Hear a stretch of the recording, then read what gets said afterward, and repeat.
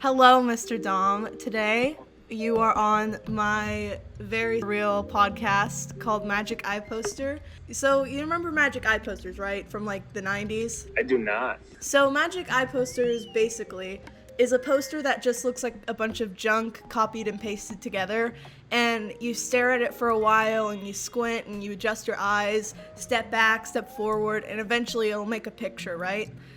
And Okay. so basically what we're going to do is look at all these moments from your childhood or those moments before adulthood to see what has created what you are. Basically, you are a magic eye poster. So we're going to dissect you and we're going to squint and then we're eventually going to see what made you be you. Okay, I love it. Let's do it. So what is your first memory from middle school? I'd say really kind of the first defining moment that I ever had was when my parents got divorced, and I was sixth grade when they told me and my brother, and I remember that fondly because obviously it was such just a dramatic change in my life. And I guess the silly thing is I always look back and was like, that could never happen to me. Like that just wouldn't make sense. Like my parents are perfect, my family's perfect, and you just don't ever really see the other reality until it happens. And so that was really kind of one of those things that I always look back and I can remember that in so much detail just from the impact that it had and what it led to and who I became and how it really defined my identity throughout my life. How do you think it did affect you? What do you think it led to? Yeah, so obviously like any kid, it was a struggle and really challenging, and it's kind of that moment where you're trying to define what led to that and if it had anything to do with you, and it's just breaking apart everything that you ever knew about life and about your family and how family worked. And so for me, obviously early, that was a really, really, really hard thing. But, it's also really the thing that drove me to a point where, I realized that I was not capable of sustaining life on my own, right? And, all of my worth had really been tied up into this family structure that was no longer a thing. And so, that moment was really kind of the driving force that I wouldn't say pushed me in the direction of, but started to see the reality that that there was more to this world and to life than just the scene and the things that we have around us, and that really drove me kind of in the direction of my faith, and that has been a key aspect of my entire life and what has become and continue to be really my guiding light and what defines everything about me.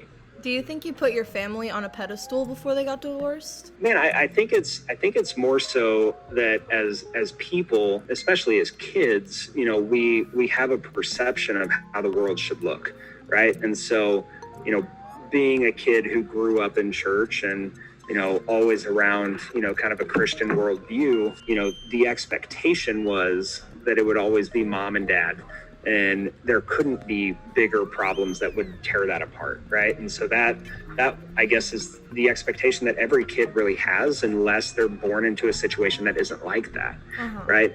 So, I think, as at least in my belief, the family structure should be, two parents, and when that kind of blew up and became something different, that was hard as a kid to wrap your brain around, because you really can't conceptualize that complex of an issue at that age and really understand the whys and how that's going to change everything else in your life, which it truly did.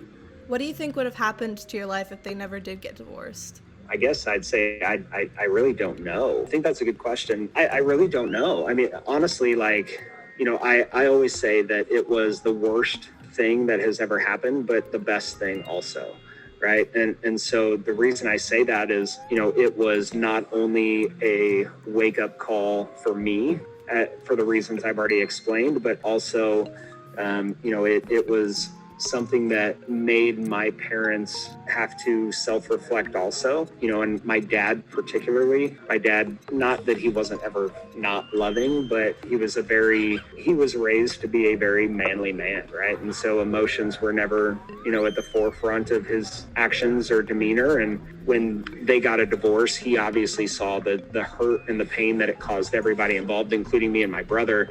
And that really changed him. And so, he became much more just emotionally driven and just a lot more emotionally present throughout those times because of that. So that reason, that was a big thing that, I always look back and say that, my parents' divorce caused a lot more good than bad. Because I really had to not only learn more about myself, but my parents did also. And that changed how they lived and how they treated us and the way that they did things. So, my dad became a lot more open and loving. And again, not that he was ever a bad dad. So that was one big thing, and then obviously just the growth that you're forced to go through and a trauma like that, that really does mold you and shape you and construct your worldview. So, it's hard for me to say what if, but, I definitely would not be who I am today. Mm-hmm. You bring up your brother a lot. What's your relationship with him like? Have I brought him up a lot? You seem to bring him up a lot in this section, but when we were in class together, you never brought him up. I just was a little taken aback that you even had a brother.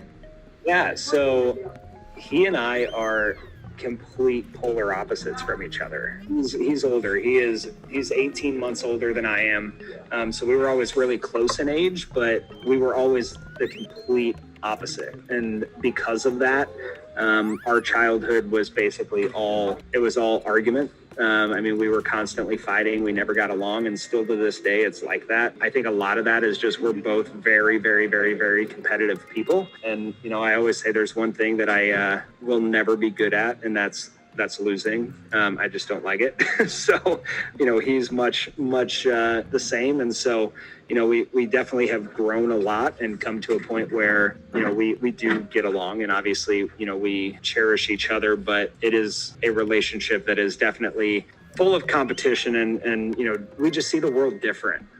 Just with our personalities. I'm much more outgoing, much more social. He's much more kind of into himself, and it's just crazy. It's weird of just how different we are. You guys are like cat and dog, kind of. Yeah, it really is. It's kind of crazy. What was your middle school experience like? Middle school was a weird time. So it's a weird time for everybody. It is, and so middle school, I was like a short, chubby kid. And so like, it never really, like looking back, like it didn't necessarily affect me on a really deep level, but I do remember, back in those days, like that was something I hated, bullied from time to time because of that. And there's one kid in particular that I'll never forget the kid's name because he was just that big of a jerk. It was kind of, so when I started middle school, 6th, 7th, 8th grade, short, kind of chubby, got a lot of flack, but, I was also an athlete. So, I was kind of in the, in crowd, but kind of on the edge of it, I guess you would say. Mm-hmm. And as I kind of grew throughout junior high and whatnot, obviously, you grow up and, body changes and whatnot. I no longer was ever really the chubby kid, but I guess here's what I'm trying to say. Let me put it this way. So in middle school, I was never really the popular kid, but because I was kind of on that edge, right? Like I was always around different groups of people, and I didn't necessarily have one particular friend group that I was always around. So it really developed into, me just kind of being everybody's friend, right? And that continued to grow throughout, high school, where, even me and my really close friends, we were everybody knew us. No one really disliked us, but we were not best friends with everyone. Does that make sense? Yeah, no, that absolutely makes sense. Everybody matters, right? And just kind of going through life and seeing the things that I did from my parents' divorce, and then even just how middle school was for me, like I saw all sides of it. I saw people who, flourish in just the traditional family setting without having divorced parents, and then what people that go through this divorce looks like. I had that experience. And then, being in middle school and kind of being the kid that got made fun of a little bit, but still being kind of in all the other different circles. And then that developing into high school where, at that point, I felt like I had seen every experience possible and, could really relate to everybody. Made me who I am currently. Like what you see is, I've learned throughout life and just through my worldview that, everybody has purpose and everybody has a value, and it's narrow-minded for us to think anything different of other people. Do you think you still get to see these windows into people's lives now as a high school teacher? Oh, absolutely. It's kind of disturbing, but I feel like I'm a psychic sometimes because, there's kids that I read, just like getting to know people, you notice when you're observant, you can notice, changes in behavior and changes in mood and attitude. And because I'm such a relational person, especially with my students, I want my students to know, that I care about them and I want to know about them, and vice versa. I want them to see me as a real person. I'm not just someone who's going to stand in a class and tell you what to do, right? Like we're working side by side to grow as people all the time. And so when you really form those intentional, connections with people, you see who they are, you see the normal and you see the bad and the challenges. And so it's easy to spot when, someone's not acting their self. For me, I can recognize, man, they're going through something, right? And so then it's an intentional effort to really understand where they're at, who they are, what they're going through, and there's a lot that I can speak into that because I've been in a lot of those places. Okay, I gotta ask now, how'd you meet your wife? Okay, I mean, she's obviously a very important thing in your life. That's a fun story. That's like the only fun story I have in life. But I was always an uber prude in school, right? Like I never wanted to have a girlfriend, and it was more so just like me. I think it was more of a self-confidence thing. Like, I just hadn't figured myself out. And so, my first girlfriend that I ever had was in high school in sophomore year. And I ended up dating her all throughout high school. We ended up breaking up. I think it was my second semester of my freshman year of college. Semester of my freshman year of college. And then I kind of went on a stretch where like I was just like, I'm done with this. Like relationships just they're too much. I was over it. And I think between that time, me being a sophomore in college and my senior year of college, I think I went on maybe 2 or 3 dates, but like I just didn't give anybody the time of day because for me, I have always known what I wanted, and my standards were really, really, really high, and I didn't think that it was worthwhile to waste any of my time and energy on someone or something that I didn't see as someone I could marry. Right. And It was just hard to find that. And so literally senior year in college, I was an RA at UMKC at the time, and I was hosting an event for freshmen.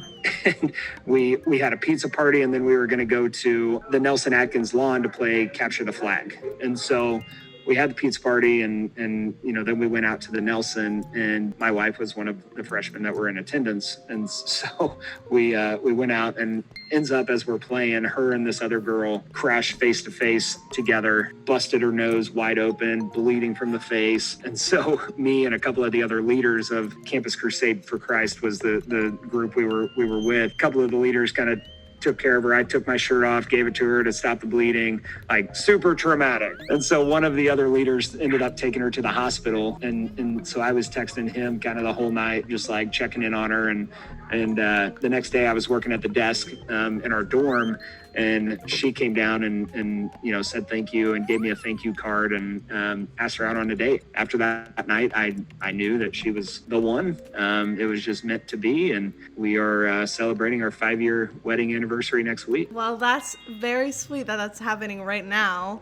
Yeah. It sounds very much like a romantic comedy. Yeah, and the next day when we went out that night, we went out to dinner, and then we went and walked around the plaza and kind of that area. So we walked up to the Nelson Atkins Museum, and I have a picture in my phone still of her standing over her just blood stain on the concrete. It was hysterical. So as we're wrapping this up, I have one final question for you. As you take a step back from this magic eye poster that is you in your life, are you happy with the picture you see? I love it. Yeah.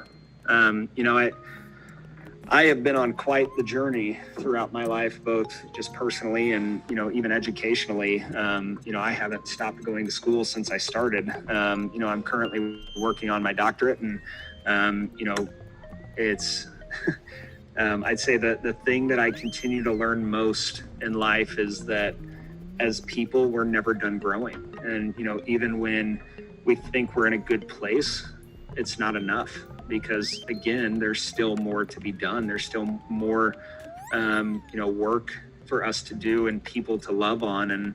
And so, you know, although I'm pleased with where I'm at, you know, I always have the mindset of, you know, continuing to grow and never being okay with just where I'm at, because, you know, once we stop growing, then we become complacent, and then we don't do anything well.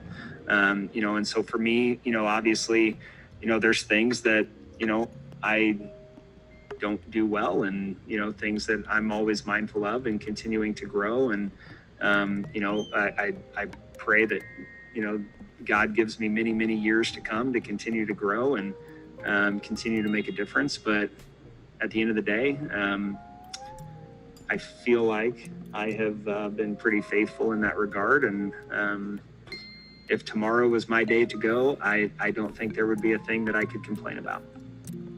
That's perfect. Well, thank you so much for letting me have you on.